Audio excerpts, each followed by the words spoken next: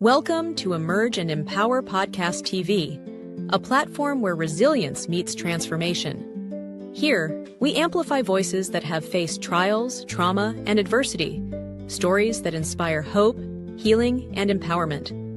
Every episode brings raw, unfiltered conversations with individuals who have risen from hardship, embracing faith, strength, and purpose. Join us as we break the silence, uplift one another, and emerge stronger together. New episodes air Wednesdays at 6 p.m. English and Saturdays at 6 p.m. with select Saturdays in Creole for our Haitian audience.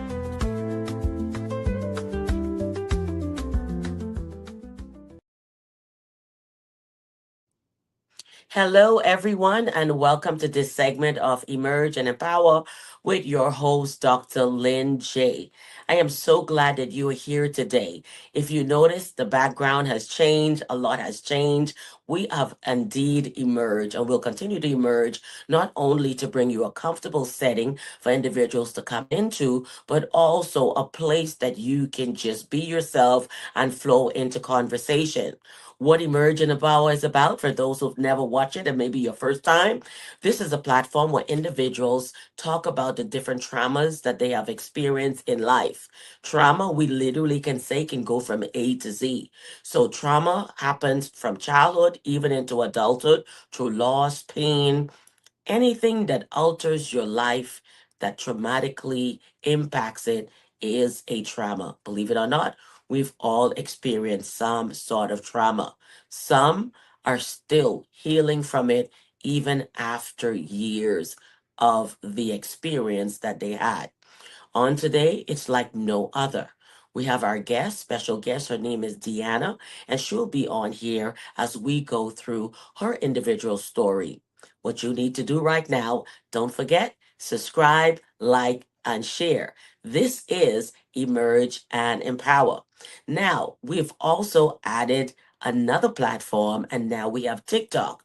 On TikTok, we'll be sharing clips and memories of the podcast and different snippets or professionals who will be coming on and sharing their expertise so that you who are seeking help will also be able to find it. So stay tuned as we'll be bringing our guest on to Emerge and Empower.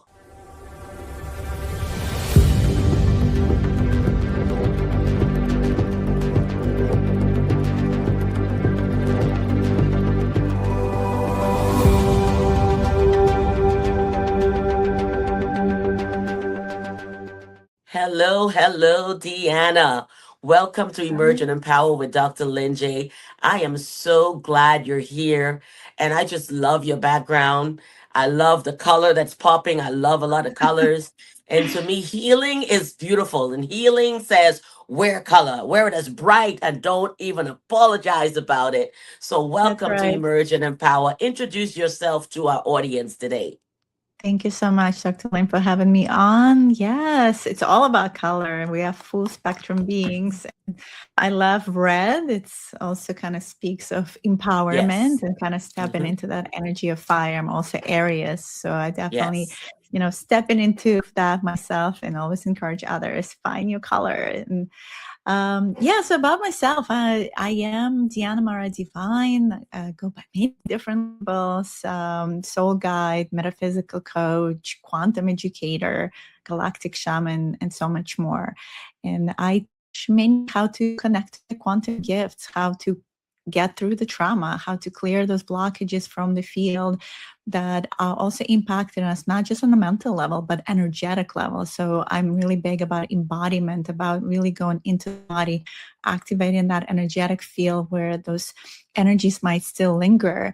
And as we clear and we also, awakening, we're remembering who we really are on the soul level. So that's where I come into, how people guide them through the journey of awakening the energetic body, clearing it out, but also stepping into their true soul purpose and divine purpose and empowering them. Because ultimately, I don't believe in the age of the gurus. I feel everyone is a guru. Everyone is a wisdom keeper. We just forgot that we are. So the idea is to really embrace that and be that.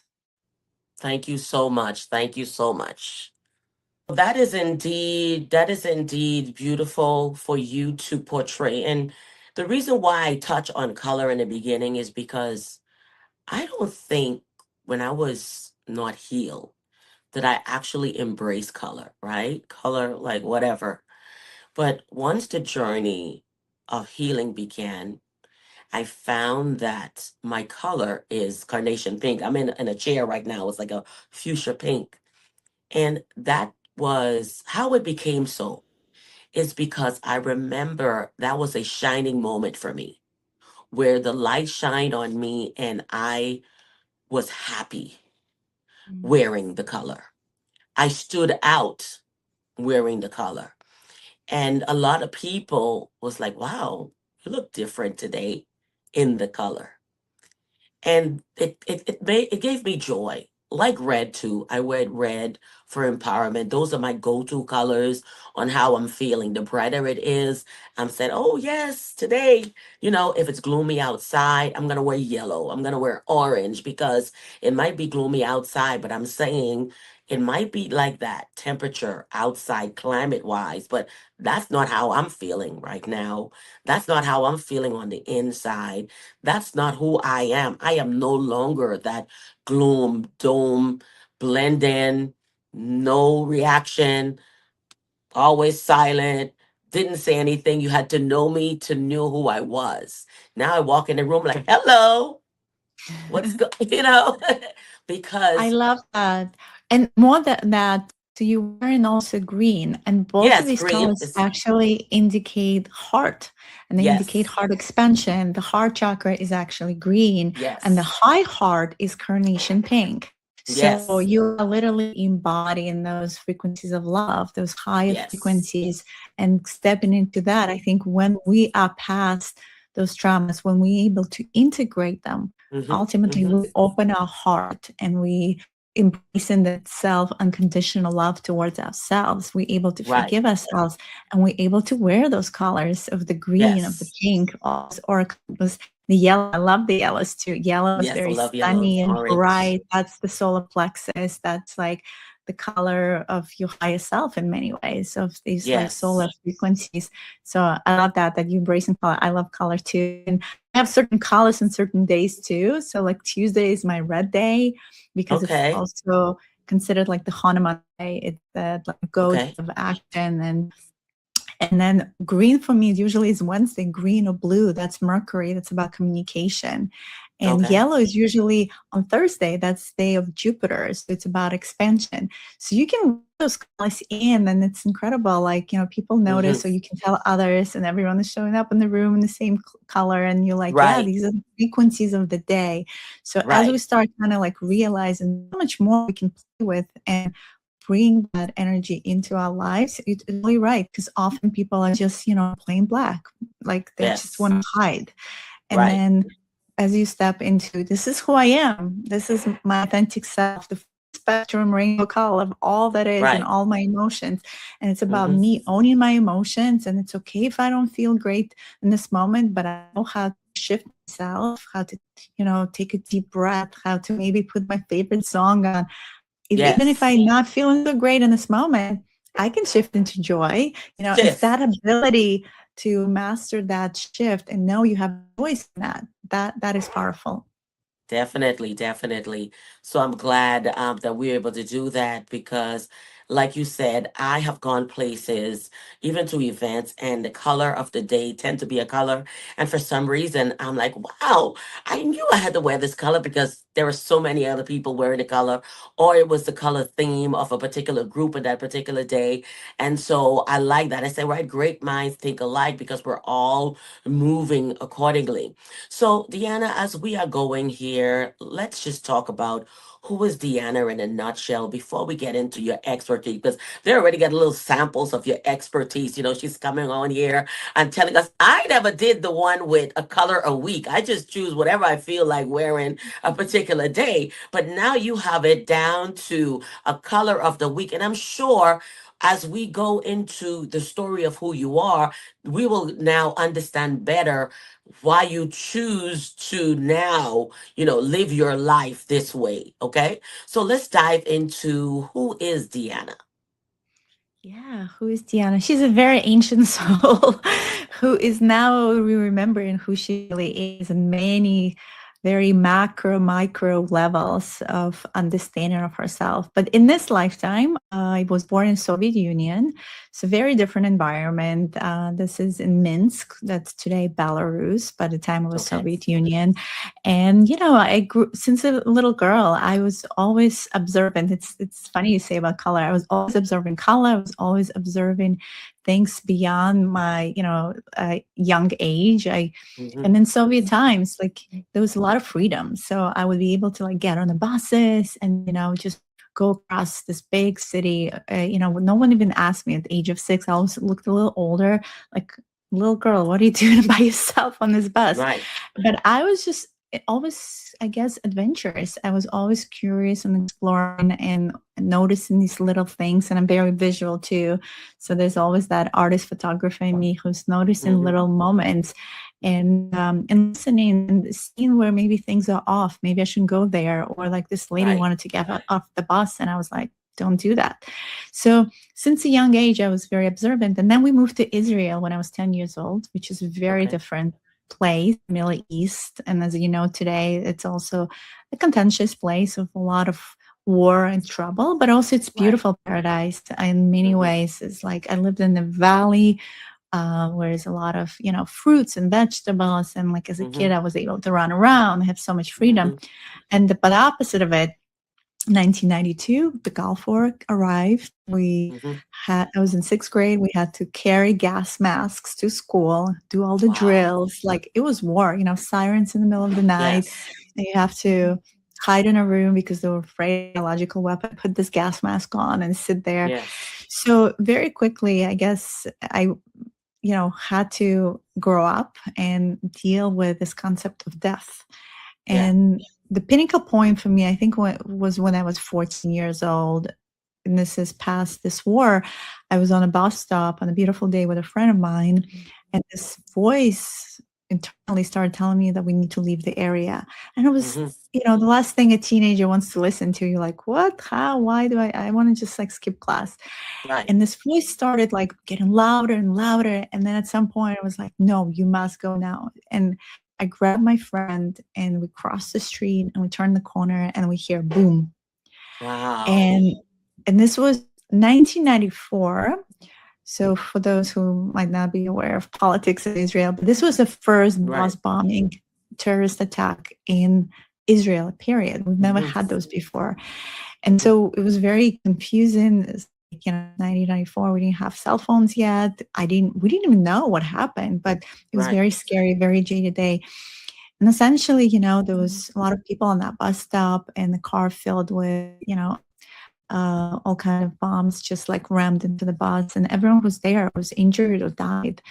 And Wow. that started a whole internal process within myself, asking the bigger questions like, what was that voice? Like, how did it Right. know? Like, So you how need was to I move. saved? What is it, whatever we call God, source, this high self, this high intelligence that needed to protect me, because obviously it Right. wasn't my time. And that took me on a deeper quest, and that quest took me into so many places. I became energy healer, Reiki practitioner, went into like shamanic journeys, did a lot of travel around the world in my early 30s. I went, Okay. I don't know, over 50 countries in very third world countries, like exploring different modalities from Hmm. yoga to dance to, psychology, like wanted to merge and understand this called human consciousness and how we Right. operate. Hmm. And today, that's what I'm doing today. I'm merging all those things that I've learned, and I'm helping people because, I became very energy sensitive, and I'm able to tap to what's called Akashic records. So we have this quantum field of information, and in that field, we have that awareness, but all that information, just like this voice that knew this is about to happen. If I consciously tap into that, I can receive that information in the moment. And all of us, like in the moment we have that aha moment, it's like, we were like, oh, that, and we have these goosebumps. We Mm-hmm. all receiving that information from the same place. And so, yeah, so it's been really this beautiful journey of exploration of curiosity and deeper understanding of self, and a lot of remembrance, and remembrance of past lives, remembrance of galactic lives. So I take people on journeys, or I tap into it myself, where I Mm-hmm. see the evolution of the soul, and how the soul, just having this particular experience right now, but it had many other experiences as well. And Mm-hmm. all of these experiences build a story, but sometimes they also build trauma, because we only so focus on the trauma we received from this lifetime. But sometimes Right. this trauma actually carries from other lifetimes. Mm-hmm. The client of mine, for It's instance, has, generational, it's passed on. generational. Mhm. That's one part of it. And the other part is a trauma that the soul has collected. So trauma in a way that is beyond just conventional. It's really much more multidimensional. Okay, so we're going to take a short break and we'll come back. And when we come back, we're going to dive a little bit into what that event felt like, because after it happened, I'm sure the community, it was the world saw this happen. And so, what was that like for you? Because before you went to discover what this voice was, I mean, you had to deal with what was happening right then and there with the losses and the people and friends. So we'll be right back for a short break. Before the wine, there were wounds. Wounds don't just come from the world. Sometimes they come from the places we thought were safe. She walked away, not in rebellion, but in reverence. This is not a story of perfection, but of process. Even when I felt unholy, God was still calling me back to the table. She Merchants House Publishing presents Unholy at the Table, Unworthy, Uninvited, and Yet Called by Dr. Linda Joseph. Order your copy now. Amazon Kindle, wherever books are sold. All right. Well, that was a short break on the latest book that I have that's called Unholy at the Table, and you'll be able to find that on Amazon or on my website. So we're going to continue back here with Deanna, as Deanna had gone through a traumatic experience. For some of you, it might have been a car accident. For some of you, it might have been a fire. For some of you, it might have been childhood. But in her case, there was real war happening, where as a child, her life was revolved around walking around with a face mask, to protect in case of, something nuclear that they had to deal with. Now, to be in an environment as a teenager, to hear her voice that is pushing for her to leave that said environment, walk away, only to find out that it was timely. It was great that she obeyed the voice, right? And was able to move out of danger. So, Deanna, take us through what that experience was like in itself. One, you talked about hearing the voice and continuing to find out a deeper sense of more voice wise. But let's talk about the experience in itself and what was happening around you at the time. Yeah. Thank you for asking. I actually write about that experience in my book in the first chapter.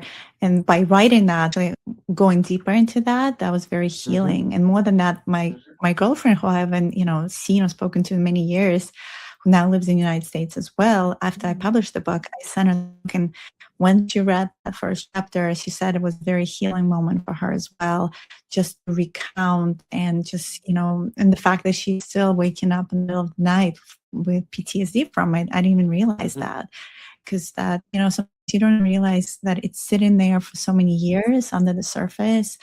And finally, there's a moment even of deeper healing. It was very confusing, I think, for a teenager. For us, we didn't really fully understand what was happening. More than that, there was this deep sense of responsibility because we were on this bus stop talking to sister of our friend, and she stayed there along with many other people we didn't necessarily know. We were very concerned for her. She did survive, but her life changed forever. She had third-degree burns. She was helicoptered over to another hospital and had many surgeries. And every time I would see her in school after, I definitely had this like pit in my stomach because she stayed, and this beautiful, beautiful girl, like, her life completely changed. So in those moments, when tragedy hits us, we definitely want to harmonize the event. We want to do something. We want to help the people. In some ways, we take on this shame and guilt, even though it's not necessarily all. And that is part of the problem, because as I'm doing a lot of healing for many individuals, some of the clearing healing that I'm doing is around those energies, those trapped emotions, because of the event, even though they were not the ones who were, at fault. They took on that energy to try to heal the situation and harmonize it for others. Releasing that is so important, recognizing that, some circumstances happen and they way beyond our control. And yeah, for me, it was also a spiritual journey. And, just even getting home, my mom was so worried that whole episode, like she heard about it. But again, this is an era of no cell phones. So you try to find your way back home, and very needed, like for many years, I couldn't even remember details. That's part of the trauma. We like either freeze the memory itself, subconscious, because it's just too much to process. And over years, I had to excavate some of these memories of like, how did we get home? What was going on that day? It was like all blurry. And of course, we learned that from many trauma victims. The memories often doesn't completely shut down. There's no memory of it at all. It's true. It's true. That is something, that's one of the reasons why you might find individuals say, well, you were 6 when this happened. Why is it now that you're dealing with it? Because from 6 until 30 or 6 until 40, it was locked away somewhere. You knew that something had happened, but it was not front and center in your life. And so now that you have memory of this, even like for me, when I had to write my book, for example, a lot of the memories, it wasn't until I started writing that it came like vividly. And I'm writing it in detail to the point my mom says, how could you remember? I didn't remember it through all those years. But when I allowed myself to visit that place, then I was able to, see it, feel it, and all of that. And also where the audience, the readers, when they read it and they say, wow, this is like you took me to a movie. But we tend to block it because this is the body's way of healing itself too. All right. Protecting And itself. protecting itself, protecting others, because we think Others. if we share it, then someone else will get hurt. There are so many different variations of why we might decide to be silent. We know it, but we're silent about it. And so healing allows you to look at it, deal with it, address it, all right, face it, and said, you know what? I am no longer going to walk as a victim, but I will walk victorious, right? And those are keys in the journey to healing. Now, your work blends psychology, ancient wisdom, quantum concepts, and spirituality, correct? So, how do you describe the mission to someone who has never encountered your work before? I think it depends who I'm talking to.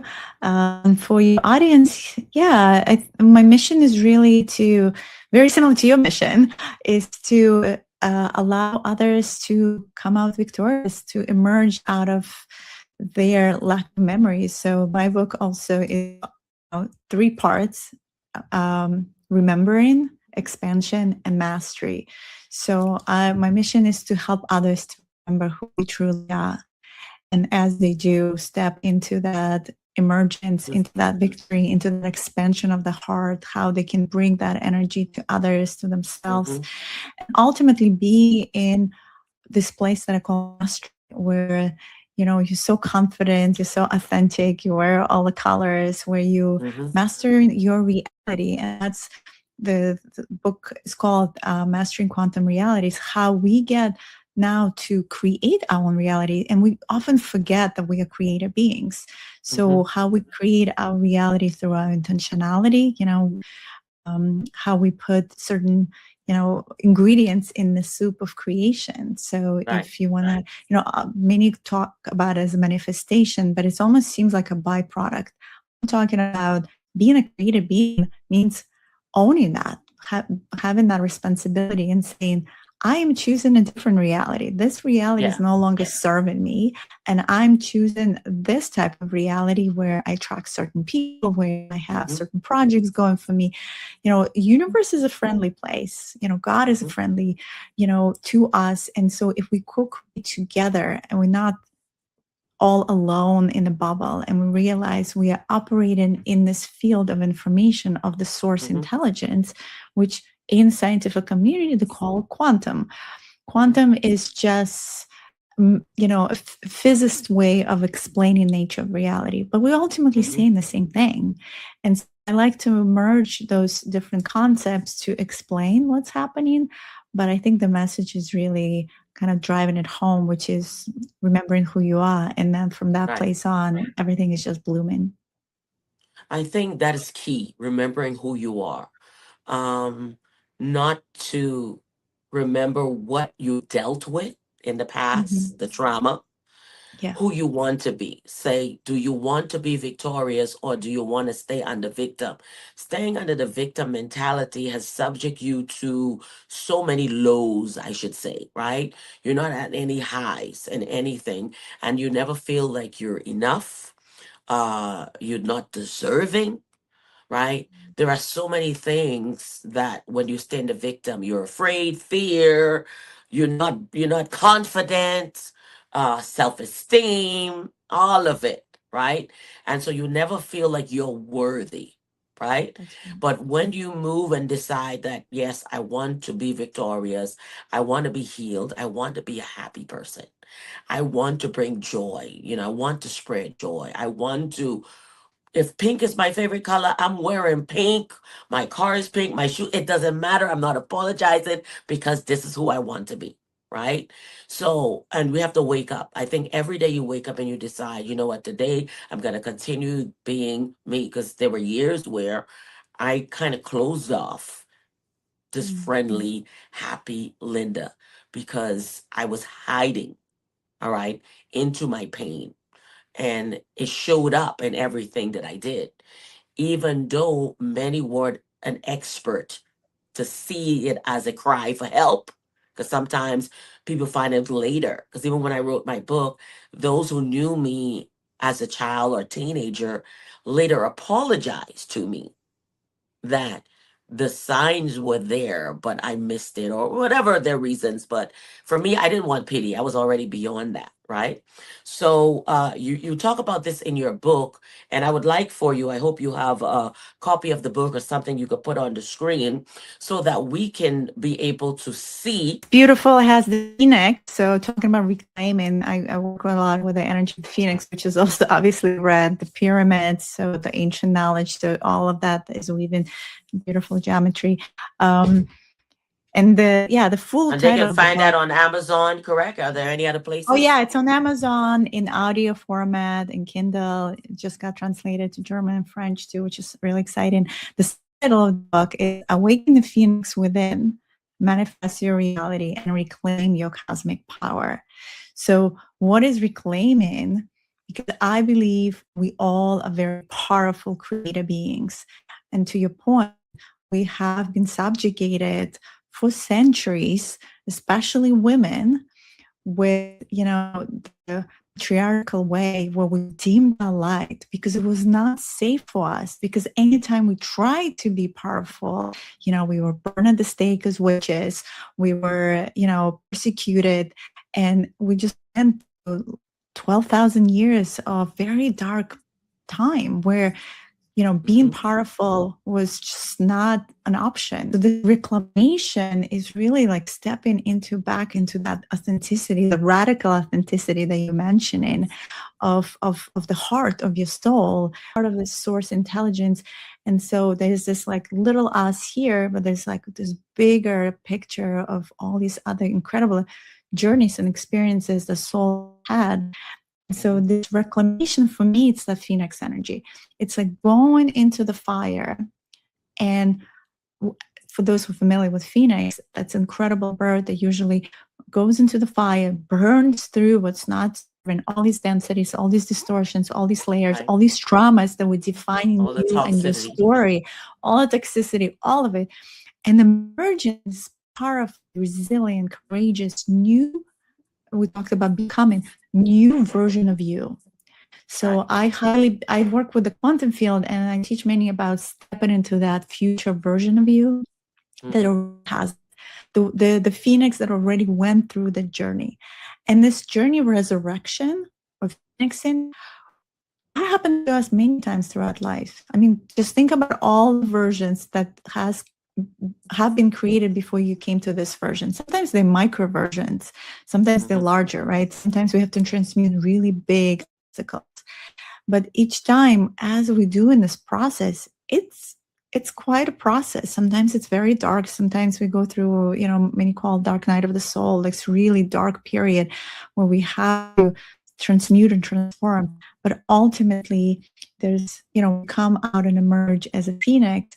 And that's very powerful and beautiful place to emerge into. And it requires courage. It requires inner work. It requires you to own it, to step into, commit, devote yourself, that, you're ready for that next level. And I almost think of it like, standing on a cliff and you're ready to jump, but sometimes someone has to kind of like, push you a little bit off the cliff so you can fly. And many of us really afraid to do that jump, but there's a lot of fear that comes up. But fear is an illusion of the mind. Everything is on the other side of fear. It's kind of that primordial way of thinking. Like, we have this reptilian brain where it's like, if I'm doing the same thing, sameness equals safety. I am safe. But really, all that expansion happens when we do jump off the cliff, when we go into that known. And the known, we just surrender and fly, and we figure it out as we go. Okay, very well. So, last question for today. So, let's look at someone that is listening today and they're carrying the grief, fear, uncertainty, their life experiences. What is a practical step that they can take today to move towards that hope and healing? Yeah, I think it's building the muscle to recognize that you actually been going through that emotional experience. And so I think presence promotes really that type of healing. So you need to start having a practice each day. And you can pick what that is. It can be a meditation, maybe it's a walk in the park, maybe it's some breath work that you do with yourself, a moment of silence and contemplation where you get to breathe into your heart. So move yourself out of the mind and really breathe into the body. So it's back into embodiment, feeling where in the body maybe it feels kind of, it's resistance. It's kind of dense, it's heavy, and breathe to that part of the body and recognizing, oh, maybe I'm holding something there. What am I holding? Start talking to your body. Start building that relationship with the trauma itself, because the body intelligence is incredible. Like it already knows what is happening. And so the more you start connecting to yourself in that way and having these like internal conversations and tracking it down, or and each day doing a little more work with yourself, I think when you find that moment of stillness within yourself and creating those practices, that's when real healing starts. Because if we're just running through the day, as many of us do, we wake up 9 to 5, come home, and we don't focus on that at all. We don't allow ourselves to create those spaces for healing. Healing is not going to happen magically, right? We need to identify what is happening, what is the resistance itself. Because the resistance is the trauma. And it Hmm. shows up energetically, it shows up mentally, it shows up as a body symptom as well. And the body is usually the last place it manifests itself. But if it already did, maybe it's slowing you down, maybe it's eternal medicine. So you got to listen. And like, if your right leg is hurting, what is right leg? Right leg is about moving forward. So you're afraid to move forward. It's holding you back. So connect into that part of the body. If it's around the chest, that's breathing energy. That's you're not opening your heart fully. Maybe you have a heart wall and you need to process some of the emotions to fully open your heart and feel it's Hmm. safe to feel. So yeah, start with your body and maybe take a yoga class, whatever helps you to be really present and here. Okay. I noticed you mentioned body parts in reference to how to move into that healing or identify with that. Let's say, for example, what if it's someone dealing with headaches? Yeah, headaches also is, again, pressure on the head. So it might be a mental thing, right? So is it we need to kind of dive deeper into like the history of the person, Hmm. but often enough it's almost like too much to process creates also mental pressure. So again, meditation would be great for that person, is to like really try to quiet down the monkey mind, because many have this like looping record, like all like a Hmm. broken record that doesn't stop and keeps on going and going and going, and creates a pressure. So again, I think shifting from being in the mind into the body, I love to shift into the heart, and learning how to be more in the heart is going Hmm. to help also release that pressure. All right. So I really want to thank you, Deanna, for coming on Emerge and Empower. But before we end this session, what would you say to a viewer that is watching today who's confused, not sure of what type of modality to Mm. choose, or who don't know where to start, even by talking, first just start talking about it. So what do you say to this individual?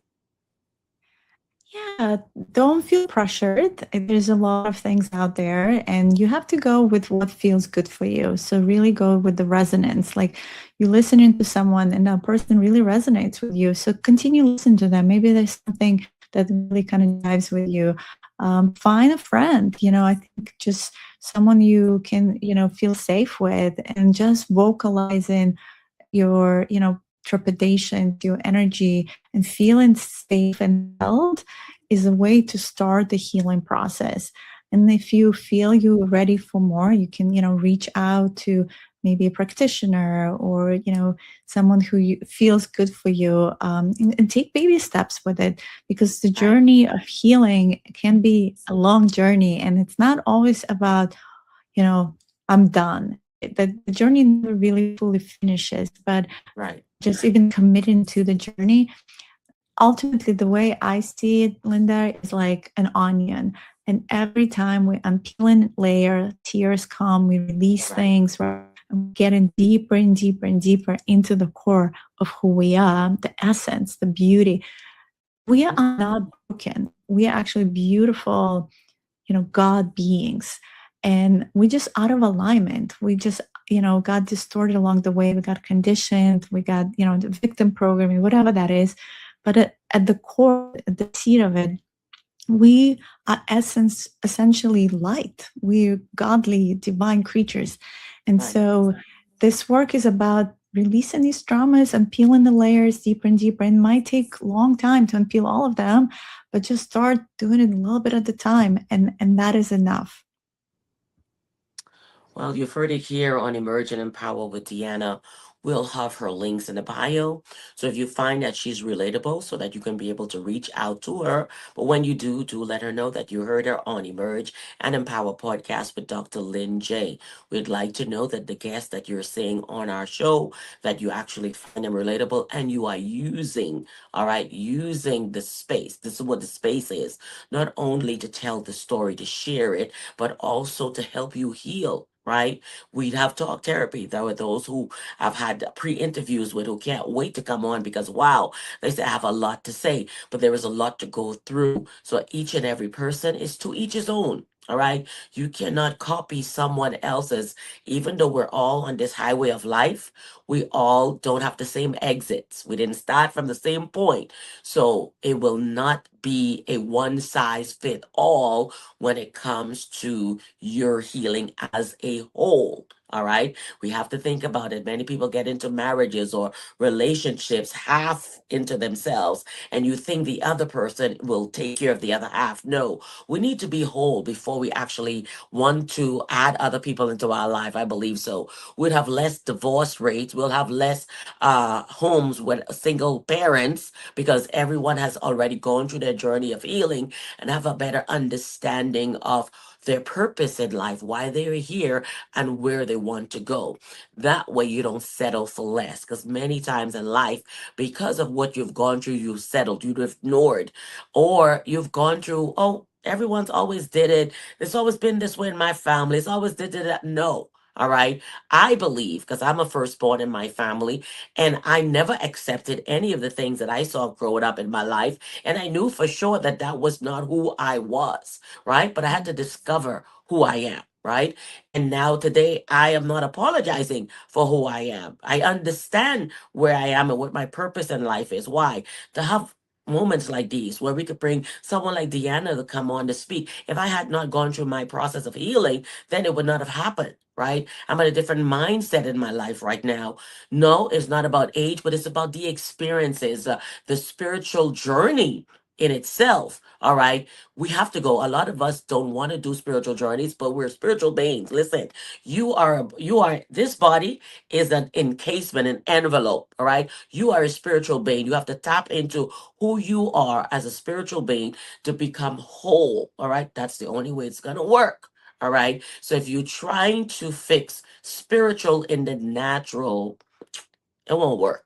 All right. So just like if you're making a cake, if you miss one of those ingredients, then you won't have a cake. It probably won't rise if you don't put on the yeast, if you're bread. So there is so many things that you need in the mix so that it can come out exactly the way it is. But perfection takes time, right? So you have to continually get up and said, I want to live. I don't want to just exist in life. I want to live.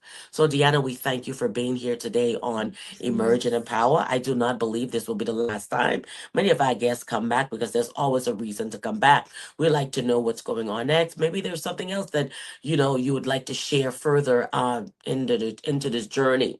So I want to thank you for being here today on Emerge and Empower. Until next time, thank you so much, Deanna, for being a guest here. Thank you.